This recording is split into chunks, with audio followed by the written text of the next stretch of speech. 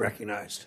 Thank you, Mr. Chairman. Right now, our country is trying to enforce strong sanctions against Russia, weather the political economic fallout of the Ukraine crisis, and address the pandemic-related inflation and corporate price gouging that's hurting American families. Much is at stake for our country.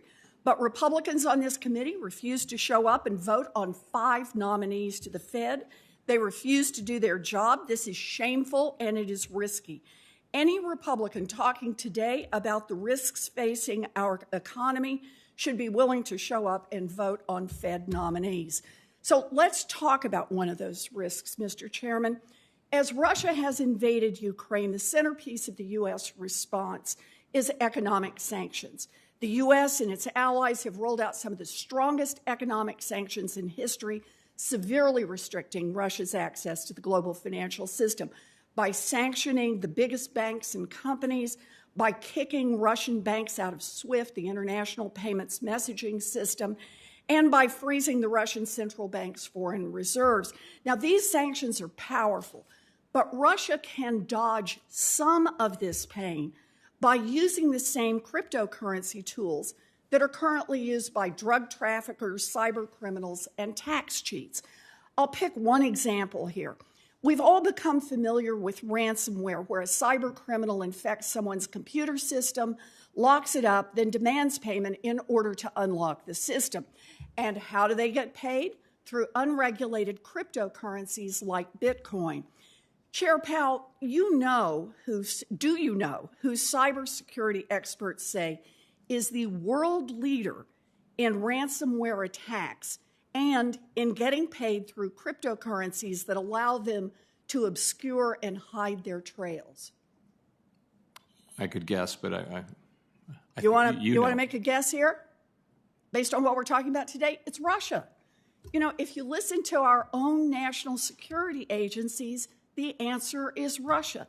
And that's why when President Biden held an international summit last year to fight ransomware, Russia, the biggest source of the problem, was intentionally not invited. According to one estimate by the blockchain analysis company Chainalysis, Russia-linked actors collected nearly 3/4 of all ransomware revenue in the world last year. And hundreds of millions of crypto dollars are collected in Moscow each quarter. As much as half of those come from illicit crypto wallet addresses. Russia is the world's expert on moving money outside legal channels. So, Chair Powell, obviously, you do not administer sanctions, but you are an expert on the international financial system. So I just want to take a look at this. Are other countries currently using cryptocurrencies to evade sanctions?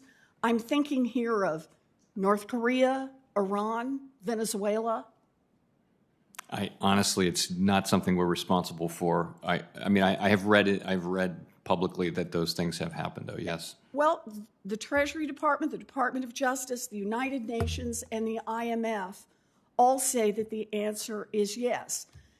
Crypto takes the sting out of sanctions. And in fact, the Treasury Department warned last year that crypto could undermine our sanctions regime. Theoretically, the crypto industry is supposed to enforce sanctions as well. So let me ask, Chair Powell, is the crypto industry enforcing sanctions right now? So what I've read, again, this is really for the Treasury Department, but I've read the same things you have and that you had in your letter, which is some reluctance expressed on the part of the crypto industry to do that. All right. They are supposed to, but the problem is they haven't been doing a very good job. Just read the Treasury Department's sanctions review or the UN reports on sanctions compliance. We know that many crypto exchanges and wallets are not collecting information about the identities of their customers, are not screening their platforms for illicit activity, and are not reporting sanctions violations. Heck, this is how North Korea has been able to move money around and finance its illegal missile programs. Here's the thing. The whole point of crypto is that it allows someone to conduct financial transactions without having to go through the traditional banking system or traditional financial intermediaries. Right now, millions of transactions are taking place that are completely unregulated with no one verifying who gets what. And that means that while sanctions can make it very difficult for Russian companies, political leaders, and billionaires to move money around in the traditional financial system, there is another shadow, unregulated world that they can turn to.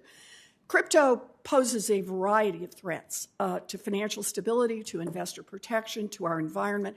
But crypto is also providing a new way for countries to sanction-proof themselves.